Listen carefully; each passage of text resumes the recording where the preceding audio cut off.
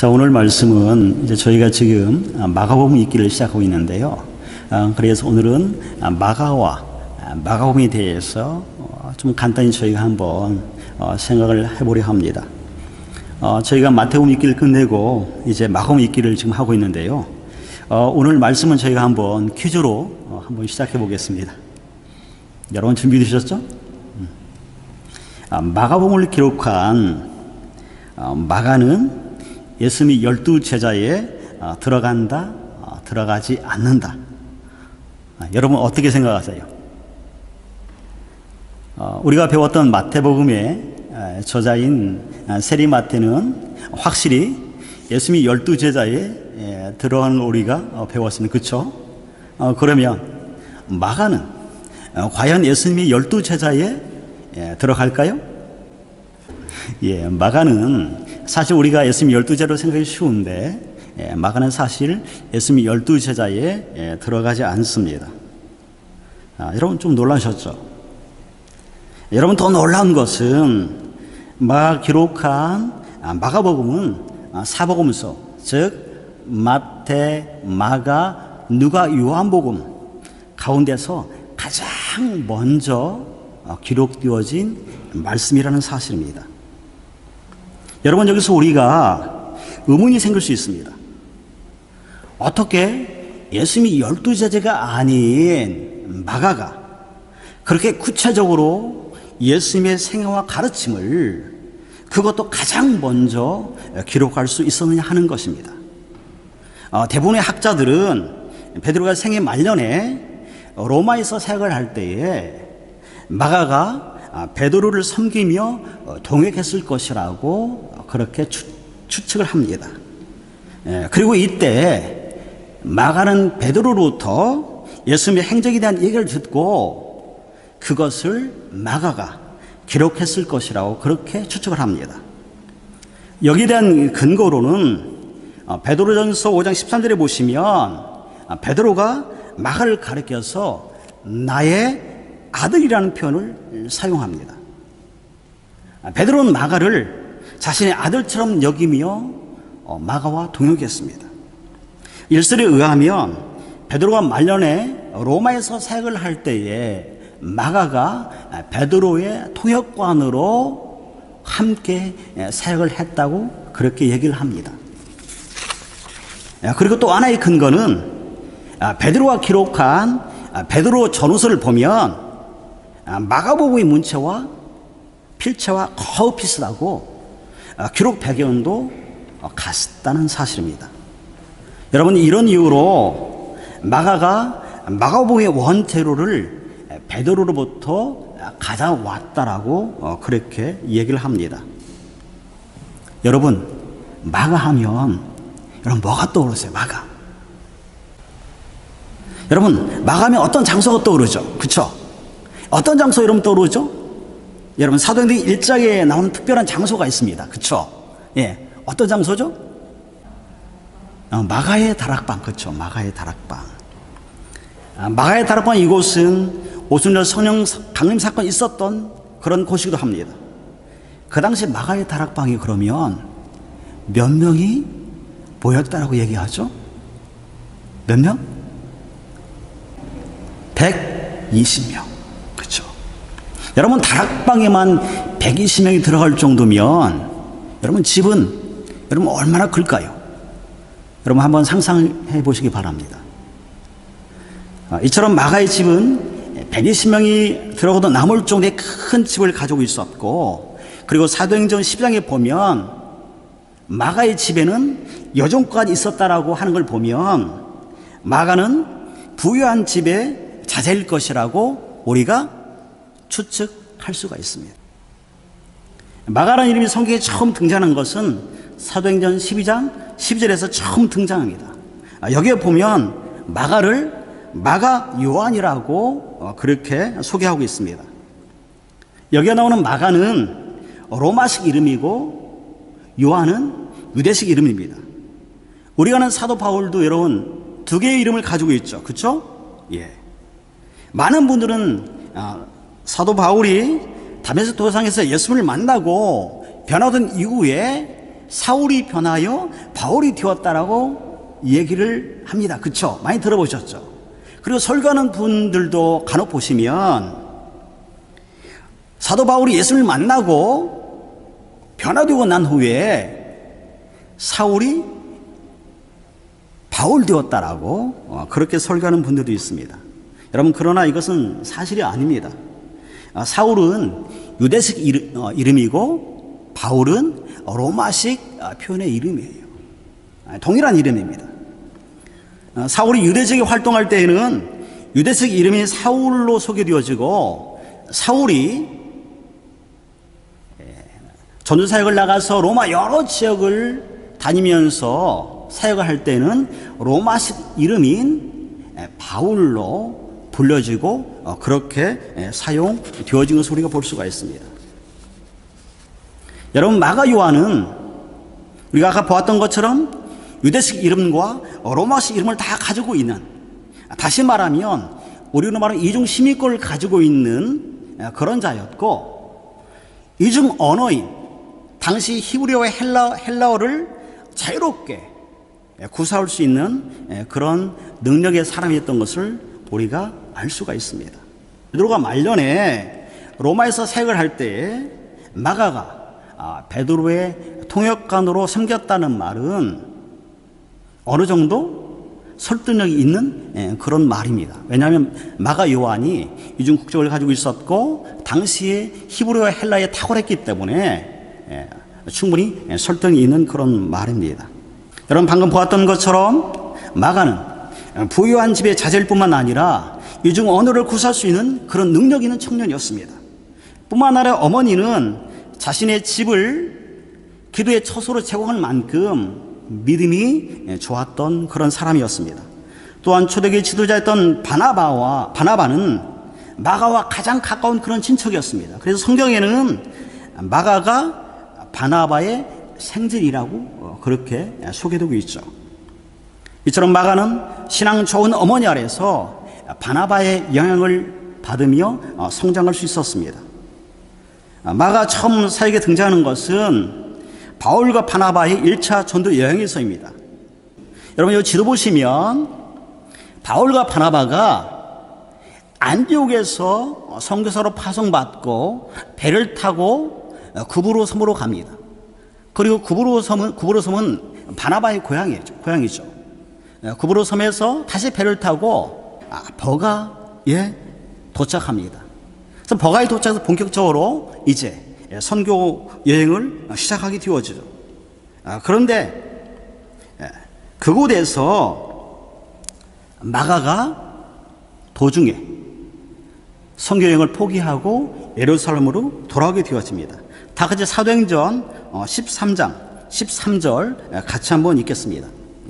같이 한번 읽겠습니다. 시작. 바울과 및 동행하는 사람들이 바보에서 배 타고 밤빌리아에 있는 버가에 이르니 요한은 그들에게서 떠나 예루살렘으로 돌아가고, 여기 13절에 나오는 요한이 바로 누구냐면 마가 요한을 얘기하는 거예요. 마가 요한.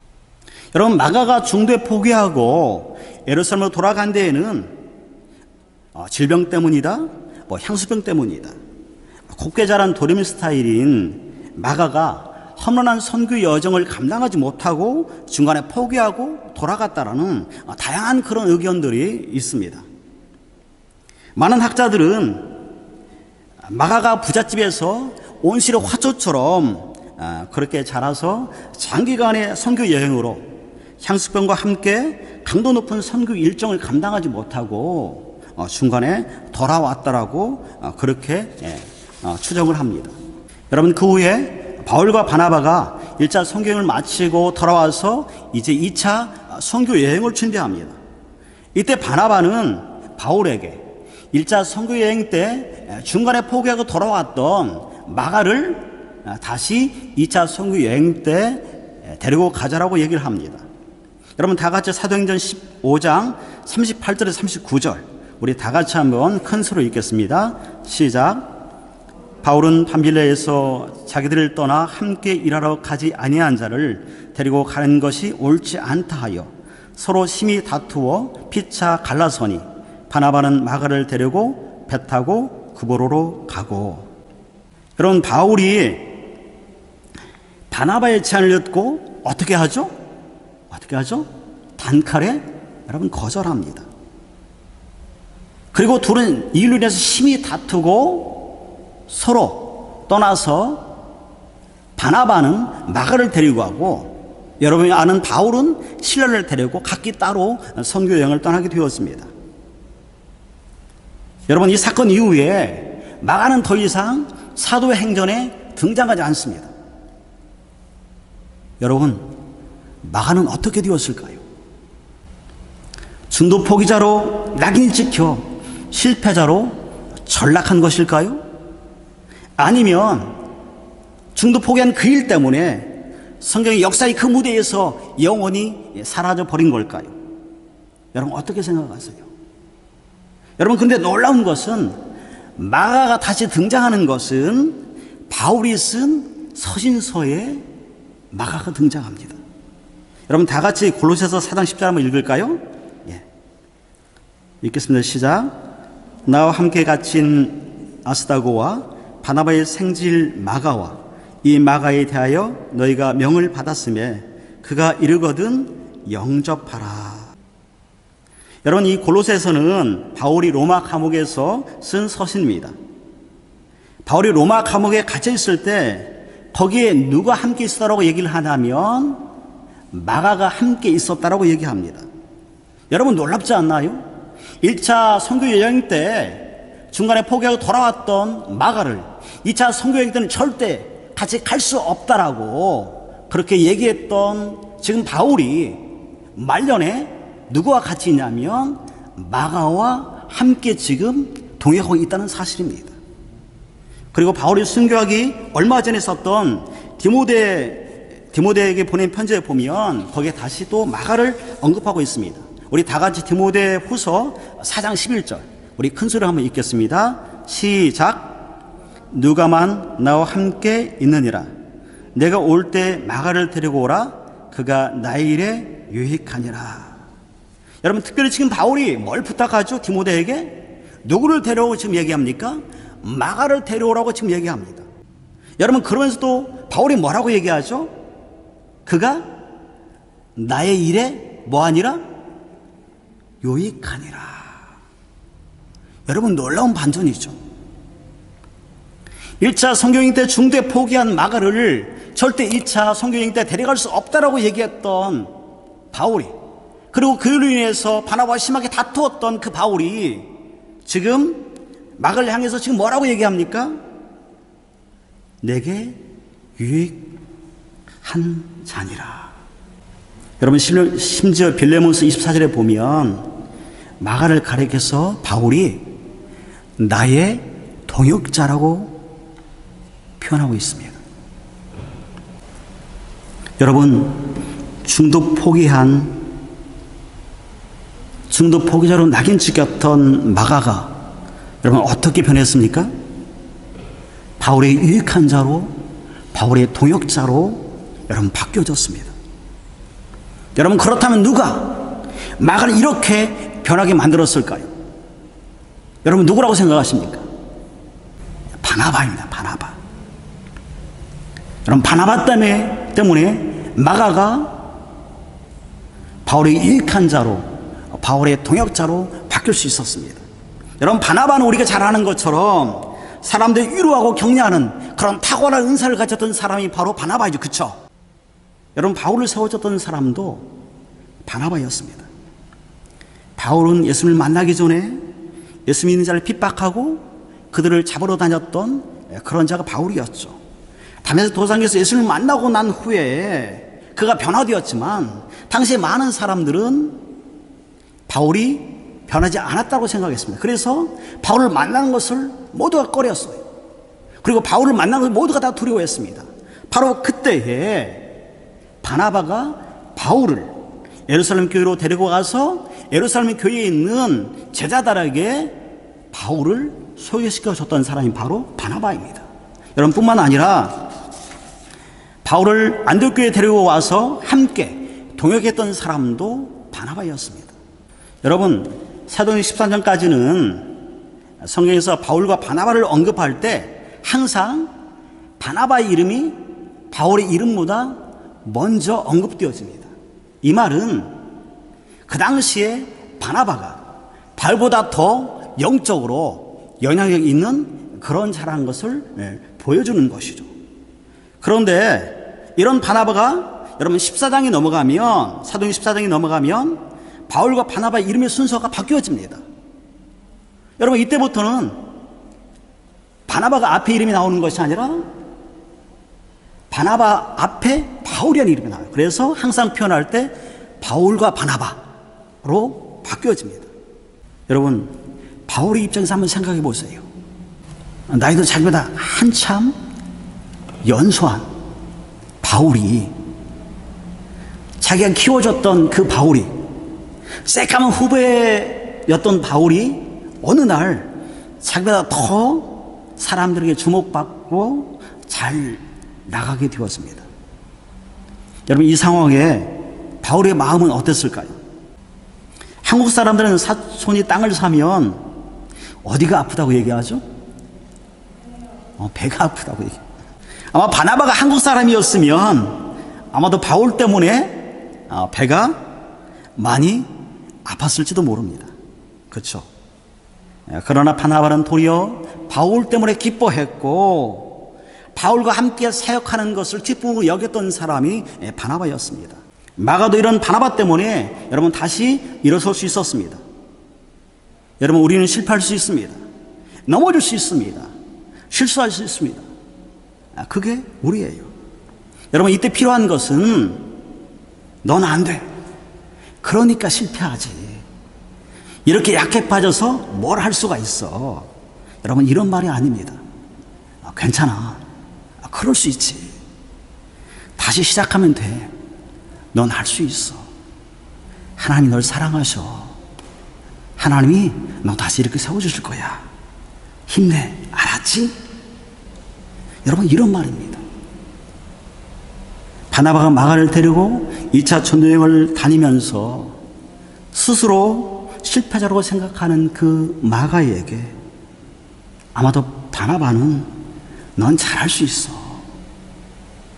누구나 한 번 정도 다 실패할 수 있어, 하나님이 너와 함께 하셔, 하나님이 널 다시 멋지게 사용하실 거야, 넌 히브리어와 헬라에 다 능통하잖아, 그러니까 힘내, 난 널 믿어. 여러분 아마도 바나바는 이런 말로 마가를 격려하고 여러분 세워줬을 것입니다.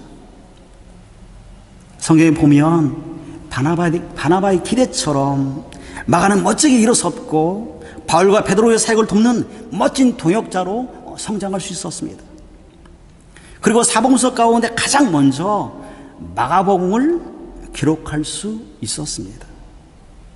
사랑하는 성도 여러분, 바나바처럼 베를린 베델리 교회도 사람을 세워주는 교회, 사람을 격려하는 교회, 사람이 힘들어 있을 때, 지쳐 있을 때 손잡아주고 이끌어주는 그런 교회가 되길 소망합니다. 아멘. 아멘. 여러분 이제 마가복음에 대해서 간단히 한번 같이 알아보겠습니다. 마가복음은 1장 1절에 우리가 읽었던 것처럼 하나님의 아들로 시작합니다. 그렇죠? 하나님의 아들로 시작하죠.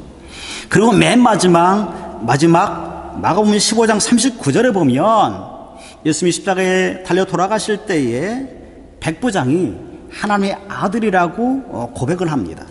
여러분 마가복음 이처럼 이런 인크루드 기법을 써서 마가복음 전체를 하나님의 아들이신 예수 그리스도에 대한 고백으로 감싸고 있는 것을 우리가 볼 수가 있습니다. 마가복음은 하나님의 아들을 강조합니다. 우리가 마태복음은 왕이신 예수님을 우리가 강조했잖아요. 그렇죠? 그런데 마가복음은 하나님의 아들이신 예수님을 강조하면서 하나님의 아들이신 예수님이 어떤 분인지 거기에 초점 포커스가 맞춰져 있습니다. 여러분 다 같이 다시 한번 마가복음 1장 1절 읽겠습니다. 시작. 하나님의 아들 예수 그리스도의 복음의 시작이라. 마가복음 1장 1절은 하나님의 아들 예수 그리스도로부터 복음이 시작되었다라고 선포하고 있습니다. 여러분, 하나님의 아들 예수 그리스도가 복음입니다. 아멘? 아멘? 예수 그리스도, 그분이 복음이에요. 여러분, 본래 이 복음이란 말은 로마 지파에서는 어떤 정치적인 그런 용어로 사용되었던 말이 복음이란 말이었습니다. 당시에는 왕이 태어난다거나 새로운 황제가 등극한다거나 아니면 전쟁에서 승리했을 때 사용하는 말이 유앙겔리온, 복음, 복된 소식이라는 그런 말이었습니다. 마가는 이런 복음이라는 말을 지금 예수님에게 사용하면서 예수님만이 참 복음이시고 하나님의 아들이신 그 예수님이 새로운 왕으로 이 땅에 오셔서 하나님의 나라를 새롭게 열어가실 그런 그리스도, 주로 메시아로 표현하고 있습니다. 마가복음 9절을 이제 간단히 한번 저희가 볼게요.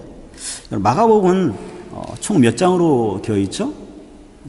마가복음은 16장으로 되어 있습니다. 우리가 마태복음 읽을 때 28장은 굉장히 길었잖아요. 그렇죠? 네. 그래서 많이 힘들었는데 마가복음 16장까지 되어졌어요. 마가복음은 크게 세 부분으로 우리가 나눌 수 있는데 첫 번째 부분은 서론에 해당하는데요. 서론은 마가복음 1장 1절부터 13절까지가 마가복음 서론에 해당합니다. 그리고 마가복음 1장 14절부터 8장 26절까지가 갈릴리에서의 사역을 기록하고 있습니다. 그리고 마가복음 8장 27절부터 10장까지는 갈릴리에서 예수님으로 향하는 그 여정이 일어났던 일들을 기록하고 있어요. 그리고 마지막으로 마가복음 11장부터 16장까지는 예루살렘에서 일어났던 일들을 기록하고 있습니다. 마가복음이 바로 이런 구조로 되어 있어요.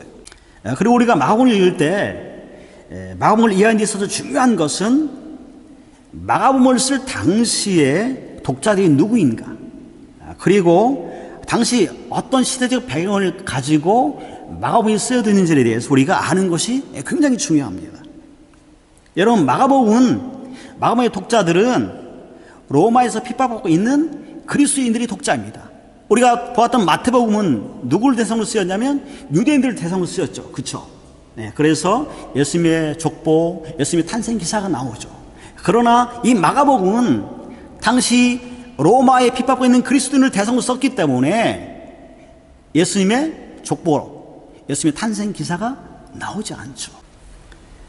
학자들은 마가복음이 대략 AD 65년에서 70년 사이에 쓰여졌을 것이라고 추정합니다. 우리가 정 마가복음을 이해하기 위해서는 AD 64년에 일어났던 로마 대화재 사건을 우리가 이해할 필요가 있습니다.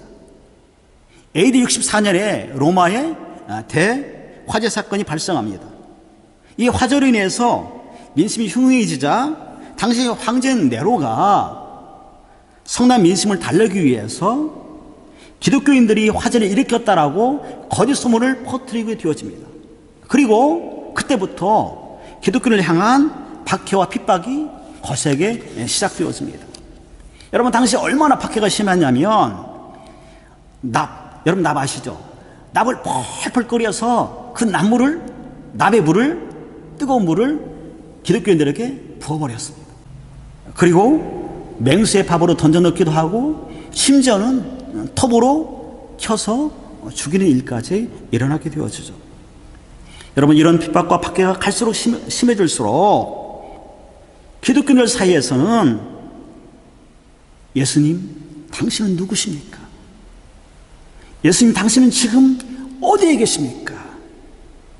이런 처절한 질문들을 하기 시작했습니다. 워낙 핍박과 환난과 고난이 심하니까 하소연하듯이 예수님을 향해서 예수님, 당신은 누구십니까? 예수님, 당신은 지금 어디에 있습니까? 라고 그들이 처절하게 하나님께 부르짖고 나아갔습니다. 여러분, 마가복음은 당시 이런 시대적 배경을 가지고 쓰여진 게 마가복음입니다. 그래서 마가복음을 통해서 당시에 핍박받고 있는 이런 그리스도인들을 격려하고 위로하고 그들이 예수를 더 의지하도록 하기 위해서 마가복음을 기록했던 것입니다. 그래서 우리가 마가복음을 보면 마가복음 책의 절반에 해당하는 한 8장 정도가 십자가의 고난과 부활에 대해서 여러분 기록하고 있습니다. 그리고 하나님의 아들을 어떻게 표현하고 있냐면 고난의 종으로, 섬기는 종으로 그렇게 예수님을 표현하고 있습니다. 마가는 예수님을 고난받는 종으로, 섬기는 종으로 표현함으로써 당시 고난당하는 그리스도인들을 위로하고 격려하고자 했던 것이죠. 마가는 마가복음에서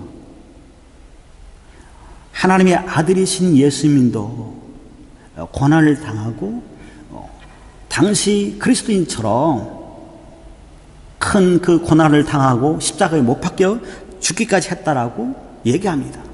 그러나 예수는 결국 그 고난과 그 십자가의 죽음 앞에서 결코 실패하고 넘어진 것이 아니라 다시 십자가에서 승리하시고 부활하셨다라고 마가는 얘기합니다.